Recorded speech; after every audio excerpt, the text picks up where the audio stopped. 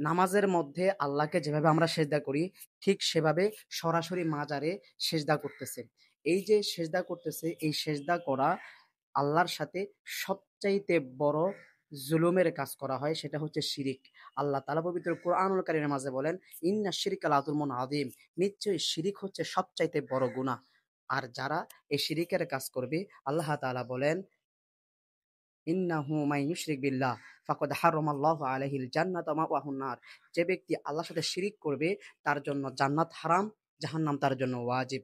আল্লাহ তাআলা পবিত্র কুরআনুল কারীম আরেক জায়গায় বলেন, যারা শিরিকের কাজ করবে তাদের গুনাহ আল্লাহ তাআলা ক্ষমা করবেন না। লা ইয়াগফিরু আন ইউশরাকা বিহি।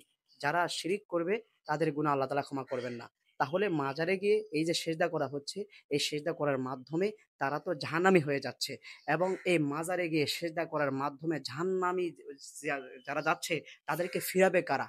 তাদের পক্ষে কথা বলতে গেলে আমরা হয়ে যাই মাজার বিরোধী না, আমরা আউলিয়া বিরোধী হয়ে যাই না। আউলিয়া বিরোধী আমরা হই না। বরং আউলিয়াদের কবরকে মাজার বানিয়ে সেখানে সেজদা দেওয়া, টাকা পয়সা দেওয়া, গরু দেওয়া এবং তার কাছে সাহায্য চাওয়ার মতো এই সমস্ত ইসলাম বিরোধী কাজ করা হয়। এই ইসলাম বিরোধী কাজকে প্রতিহত করার জন্য, রুখে দেওয়ার জন্য যখন কথা বলি তখন আপনারা বলেন আমরা নাকি আউলিয়ার বিরোধী। আউলিয়ারা হক এবং আপনারা যারা ভন্ডামি করতেছেন আপনারা হলেন ভন্ড।